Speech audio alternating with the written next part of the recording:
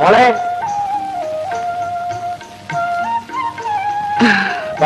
മുട്ടായി. ഇപ്പൊ ഇവക്ക് മാമനേക്കായി സ്നേഹം മുട്ടായിയോടാ. അവൾ എന്തിനെങ്കിലും സ്നേഹിച്ച് പഠിക്കട്ടെ. ഇത് കൊണ്ടുപോയി വെട്ടി കഴുകി വറുത്തും പൊരിച്ചൊക്കെ വെക്കാൻ. ഇന്നെന്താ പതിവില്ലാതെ വലിയ മീൻ? അറിഞ്ഞില്ലേ, ചേട്ടൻ ഇന്ന് ജാമ്യത്തിലിറങ്ങുക. ജയിലിൽ 2-3 ദിവസമായിട്ട് ഗോതമ്പുണ്ടുമായിട്ട് കഴിയുകയില്ലായിരുന്നു. ഇന്നെങ്കിലും വയറ് നിറച്ച് നല്ലതുപോലെ വല്ലതും കഴിക്കട്ടെ. കൂലി കിട്ടാത്ത ഈ സമയത്ത് എന്തിനാ ഇത് വാങ്ങിയത്? കടമല്ലേ, കാശ് കിട്ടുമ്പോ കൊടുക്കും. ബില്ല് മാറിയില്ലെങ്കിലും കൂലിക്കുടിച്ച് തീർത്തു കൊടുക്കാൻ സർക്കാരിൽ നിന്ന് പണം അയച്ചിട്ടുണ്ട്. അപ്പോൾ സമരം നിർത്താമല്ലോ. നിർത്താം. ഗോപാലൻ കിടന്ന് വന്നത്. മോളെ, ഇന്ന് നിന്റെ മാമൻ വരും.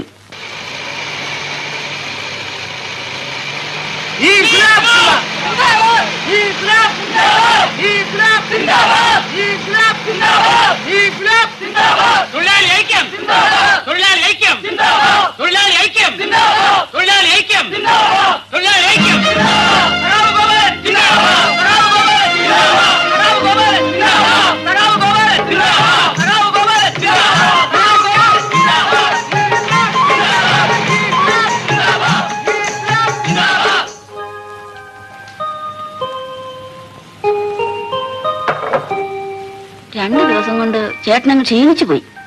നിനക്ക് തോന്നുന്നു എത്ര പ്രാവശ്യം ജയിലിൽ പോയിട്ടുള്ളവനാ ഞാൻ. എനിക്ക് പേടിയായിരുന്നു. അയാൾക്ക് ആരെങ്കിലും പിടിച്ചു കിടത്താൻ പാടില്ലായിരുന്നു.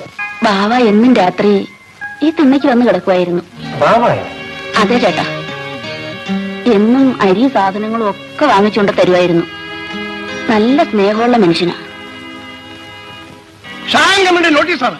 കമ്പി വാങ്ങിച്ച വഴിയിൽ 1.5 ലക്ഷം രൂപ കൊടുക്കാനുണ്ടെന്നുള്ള വക്കീൽ നോട്ടീസ്. ഞാൻ എവിടെ കൊടുക്കും? നോട്ടീസിന് മറുപടി അയക്കണം. ഉടനെ കൊടുക്കാമെന്ന്. മറുപടി അല്ല അവർക്ക് ആവശ്യം, അവർക്ക് രൂപയാണ് ആവശ്യം. ഇത് കൂടാഞ്ഞിട്ട് മരിച്ചവരുടെ വീട്ടിലേക്ക് 10,000 രൂപ കോമ്പൻസേഷൻ കൊടുക്കണമെന്ന് സർക്കാർ വന്നിരിക്കുന്നു. ഞാൻ അന്നേ പറഞ്ഞതാ അവിവേകം ഒന്നും കാണിക്കരുതെന്ന്. ഗോപാലിന് കേസ് കൊടുക്കാൻ ബോംബെറിയിച്ചു. എന്നിട്ടിപ്പോ എന്തായി? ആളപകടം ഉണ്ടാകുമെന്ന് ഞാൻ വിചാരിച്ചു. ആ ദാസ് പറഞ്ഞു, ഞാനങ്ങ് ചെയ്യിച്ചു. ആ വകയിൽ രൂപ 5000 ആ പൊന്നമ്മയ്ക്ക് കൊടുക്കേണ്ടി വന്നത്. അന്ന് ഒത്താശ പറഞ്ഞു തന്നവനൊക്കെ ഇപ്പൊ എവിടെ പോയി? അവനൊക്കെ ഇപ്പൊ എന്നെ കാണുമ്പോ ഒളിക്കുകയാണ്. ആ ദാസിനെ എനിക്കൊന്ന് കാണണം. എന്തിനാ? എല്ലാ ചരടുകളും ഇപ്പൊ അയാളുടെ കയ്യിലല്ലേ. അയാളെ പിണക്കിയാൽ അനുഭവം എന്തായിരിക്കും അറിയാമോ? പിന്നെ ഞാൻ എന്ത് ചെയ്യണമെന്നാ നീ പറയുന്നത്? മുള്ളിനെ മുള്ളുകൊണ്ടെടുക്കണം. ഞാൻ പോയി അയാളെ ഒന്ന് കാണാം. ദാസിനെയോ? അതെ. നിന്റെ കയ്യിൽ 10,000 രൂപയുണ്ട്. അത് നീ ഇവിടെ എവിടെയോ ഒളിച്ചു വെച്ചിരിക്കുകയാണെന്ന് ഞാൻ അറിഞ്ഞു. ഇതാര് പറഞ്ഞു മാമ? ആറുകൊലത്ത് ഗോവിന്ദപിള്ള. ആ മാടക്കടക്കാരനല്ലേ? ആ, അയാളുടെ അച്ഛൻ തന്നതായിരിക്കും. അപ്പൊ എഞ്ചിനീയർ സാർ തന്ന കാശോടെ? അദ്ദേഹം കാശ് തരാമെന്ന് പറഞ്ഞിട്ട് ഇതുവരെ തന്നില്ല. അതല്ലാതെ നിന്റെ വേറെ കാശ് കാണണമല്ലോ. അതെനിക്കൊരു വീട് വയ്ക്കാൻ. അപ്പൊ നിനക്ക് തനതായ വീട് വേണം, ഭർത്താവ് വേണം. നിന്നെ കൊണ്ടുകിടന്ന ആളാക്കി എനിക്ക് ഡിപ്ലിക്കോസ് അടിക്കാൻ പോലും കാലണ തരില്ല അല്ലേ? ശരി, നീ ഈ വീട്ടിൽ തന്നെയാണല്ലോ പണം ഒളിച്ചു വെച്ചിരിക്കുന്നത്. നമുക്ക് കണ്ടോളാം. ഒന്നുമില്ലേ, അവളൊരു നായർ പെണ്ണല്ലോ. എന്റെ മോളുടെ പ്രായമല്ലേ ഉള്ളൂ. നിനക്ക് എന്നോട് ഒരു വാക്ക് പറയാമായിരുന്നില്ലേ? ഞാൻ അവളെ വിളിച്ച് എന്നെ വീട്ടിലെടുത്തില്ലായിരുന്നു. ഇത് പോകണം കടായിപ്പ്. ഏത്? ആ ബാവേ ഉള്ളോടാ ഇവിടെ അവളെയും കുഞ്ഞിനെ സംരക്ഷിക്കാൻ. ബാബ എനിക്ക് നല്ലപോലെ അറിയാം. നീ വെറും ശുദ്ധനാടാ. വെടിമരുന്നിന്റെയും ചേർന്നാലേ പൊട്ടും. മനസ്സിലായില്ല? അന്യരായ ആണും പെണ്ണും തമ്മിൽ ചേർന്നാലേ സംഗതി കുഴപ്പമാണെന്ന്. ഏതായാലും വന്നത് വന്നു. ഇനിയെങ്കിലും നീ അവനെ അവിടെ അടുപ്പിക്കണം.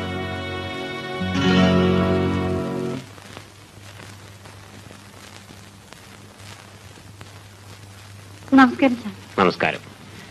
കാറിന്റെ ഹോൺ കേട്ടപ്പോ ഞാൻ വിചാരിച്ചു വാസുക്കുട്ടൻ പിള്ളയാണ്. എന്താ പതിവില്ലാതെ? സാറിനെ ഒന്ന് കാണാൻ വന്നതാ. ബില്ലിന്റെ കാര്യം. ഓ, ഐ സി. അതേപ്പറ്റി വിശദമായി സംസാരിക്കണമെങ്കിൽ അല്പം സമയം വേണം. എനിക്ക് തിടുക്കമൊന്നുമില്ല. എന്നാ നാണപ്പം താഴെ ചെന്നിരിക്കും. ഞങ്ങൾക്ക് അല്പം സർക്കാർ കാര്യം സംസാരിക്കാനുണ്ട്. എന്നാ ഞാൻ പോയി എന്റെ അക്കൽജാമിന്ന് കണ്ടേച്ചു വരാം. വരണമെന്നില്ല, ഭവാനിയമ്മയെ ഞാൻ കൊണ്ടുവിട്ടോളാം. ഞാൻ പോയിക്കോട്ടെ കൊച്ചമ്മേ? നീ ഭാര്യയുടെ അടുത്തേക്ക് പോയല്ലേ, ഞാൻ പോയിക്കോളാം. വരൂ, അകത്തുനിന്ന് സംസാരിക്കാം. വരൂ, ഇരിക്കും. സാറേ, ഈ ബില്ല് മാറി കിട്ടാത്തത് കൊണ്ട് സുനിന്ദയുടെ അച്ഛൻ വല്ലാതെ വിഷമിക്കുകയാണ്. ബില്ല് പാസ്സാകാത്തതിന് എന്റെ അറിവിൽ ഒരേ ഒരു കാര്യമേ ഉള്ളൂ. അതെന്താണെന്നാണ് അറിയേണ്ടത്. അതിപ്പോ ഞാനെങ്ങനെയാ പറയുന്നത്? പറയാതെ എങ്ങനെ അറിയുന്നത്? മനസ്സിലാക്കുമെന്ന് കരുതി. അദ്ദേഹത്തിന് പുതിയ ഏർപ്പാടുകളൊന്നും അറിഞ്ഞുകൂടാ. പണ്ടൊക്കെ എഞ്ചിനീയർമാർ ബില്ല് പാസാക്കി വീട്ടിൽ കൊണ്ട് കൊടുക്കുമായിരുന്നു. കൊണ്ടേ കൊടുക്കുന്നവർ ഇപ്പോഴും ഉണ്ട്. സാർ എന്താ ഉദ്ദേശിക്കുന്നത്? പണം വേണോ? എങ്കിലിത് പറഞ്ഞാൽ മതിയായിരുന്നല്ലോ. ഭാര്യമ്മേ, നിങ്ങളൊക്കെ ഉള്ളപ്പോൾ എനിക്കെന്തിനാ പണം? സാർ, എനിക്കൊന്നും മനസ്സിലാവുന്നില്ല. അത് തന്നെയാണ് തകരാറ്. വളച്ചു കെട്ടാതെ എന്താ കാര്യമെന്ന് പറയും. ബില്ല് പാസ്സാകാത്തതിന് കാരണം ഞാൻ ശുപാർശ ചെയ്യാത്തതുകൊണ്ടാണ്. അതെ.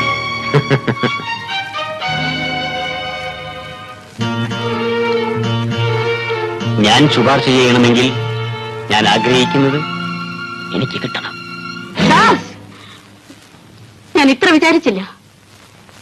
എന്റെ ഭർത്താവിന് കുറെ കടമുണ്ട്. പക്ഷേ അദ്ദേഹത്തിന്റെ മാനമാണ് എനിക്ക് വലുത്. നിങ്ങൾ പരിചയിച്ചിട്ടുള്ള വഴി ഇതായിരിക്കും. പക്ഷേ ദാസ്, വാസുക്കുട്ടമ്പിള്ളയുടെ ഭാര്യയെ ഇതിനെ വിട്ടുകയില്ല. നിൽക്കൂ.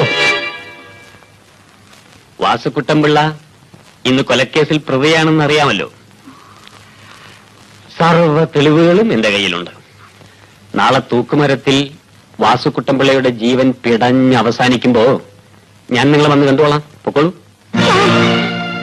ഞങ്ങളെ ചതിക്കരുത്. എന്റെ ഭർത്താവ് നിരപരാധിയാണ്. അല്ല, അയാളാണ് പൊന്നമ്മയെ കൊണ്ട് ഗ്രാനേഡ് എറിയിച്ചത്, രണ്ടുപേരെ കൊല്ലിച്ചത്. ജീവിച്ചിരിക്കുന്ന ഭർത്താവിന്റെ മാനമല്ലേ നിങ്ങൾക്ക് വലുത്? നാളെ ആ മാനം എന്താകുമെന്ന് നമ്മൾക്ക് കാണാം. നിങ്ങൾ പോകുന്നില്ലേ? എനിക്ക് അല്പം ജോലിയുണ്ട്. ഇല്ല, ഞാൻ പോകുന്നില്ല. അദ്ദേഹത്തിന്റെ ജീവനേക്കാൾ വലുതായി എനിക്കൊന്നുമില്ല. ഒന്നും പേടിക്കാനില്ലെന്നേ. സാർ, ഞാനൊരു ഭാര്യയാണ്. എന്റെ അഭിമാനം. അത് ന്യായം. ഇതാ നോക്കൂ,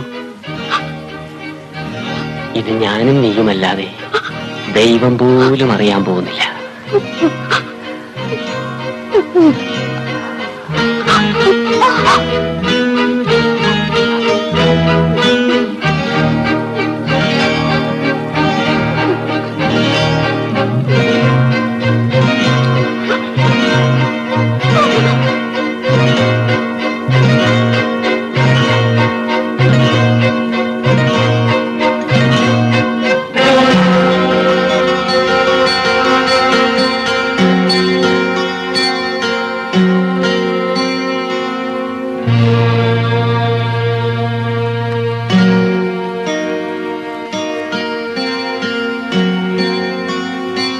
ഭവാനി, ഇനി ഞാൻ ഭവാനി അമ്മയെന്ന് വിളിക്കില്ല. പോയിക്കോളൂ. 2 ആഴ്ചയ്ക്കകം ബില്ല് പാസ്സായി വരും. ഞാനല്ലേ പറഞ്ഞത്, ധൈര്യമായി പോയിക്കോളൂ.